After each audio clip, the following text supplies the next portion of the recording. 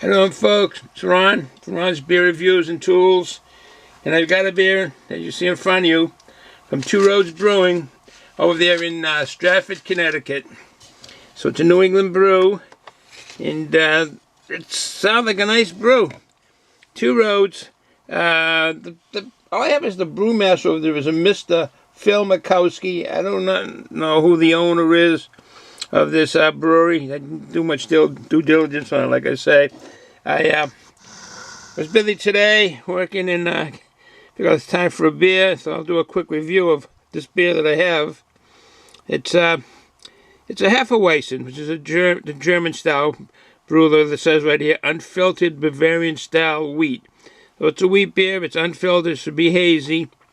Their motto is, take the road less traveled. There's two roads, the road less traveled, take it. There's a bit of rye in here, and a touch of spelt, spelt being the oldest, and it's still being grown. Wheat for beer and bread and everything else, spelt is very old. They dated way back, but it's still being used. We got a 5% alcohol by volume in this beer.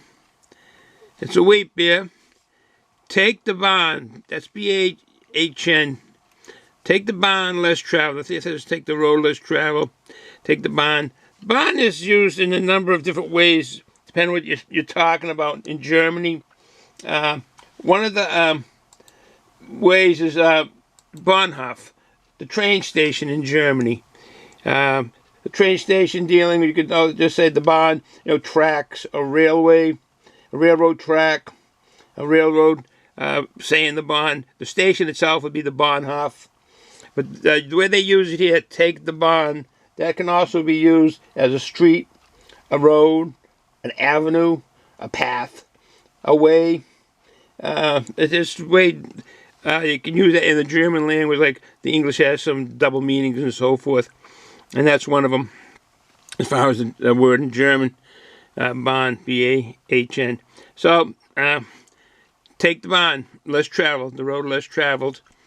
All right, no further ado, let's open this up and see what it's like. We got a glass, we do. We got a glass, it magically shows up. Okay.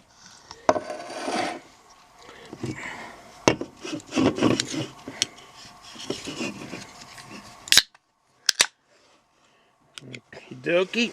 Now, this is a wheat beer, so it will be hazy. It's unfiltered at that, too. So I'm going to go a little aggressive pour I poured. So you're going to get a head on this. But you can see the haziness in it. Quite the head. See the head on it? Wow. It was an aggressive pour. It's a hazy yellow. I think that was kind of expected. See what the retention does, because that's a big head in it right now. But I am getting some, it's like aroma of banana. Take it to the nose. Yeah, hint of vanilla, actually. Vanilla. Bananas. Vanilla. It really springing out with some aromas for a wheat beer.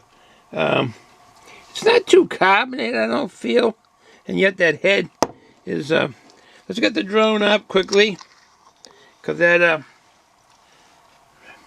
head looks creamy. Sure does. Look at that. That's a creamy head, and yet the carbonation going up the glass didn't seem all that much. And it's got a nice creamy head, a lot of tiny bubbles. Well, that is quite the head for a beer.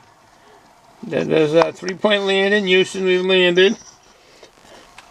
That's nice. I like the way this looks, and I like the aroma, the spiciness of it for a wheat beer. I mean, again, that's strong banana, clove. No. Also the banana. I was getting vanilla. Getting vanilla from that. It's just amazing the aromas that are coming out in this. All right, bottoms up.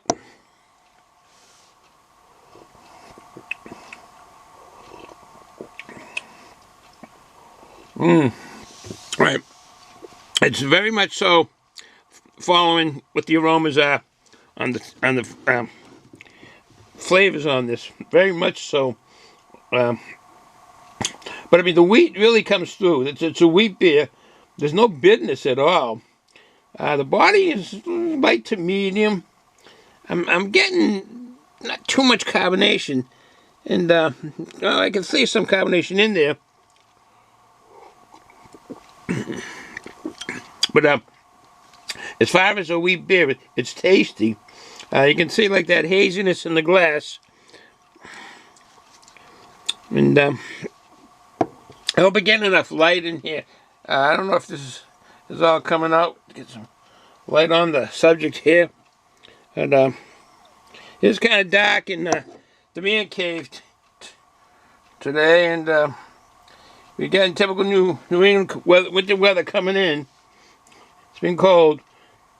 The taste is good. It's really good. It's got a fruitiness to it for wheat beer, but sometimes wheat beers do have that. They're not all tart kind of wheat flavors to them.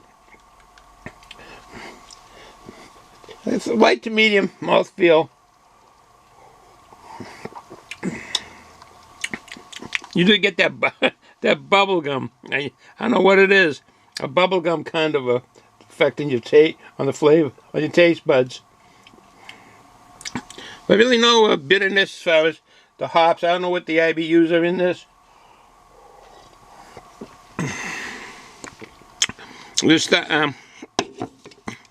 ABV.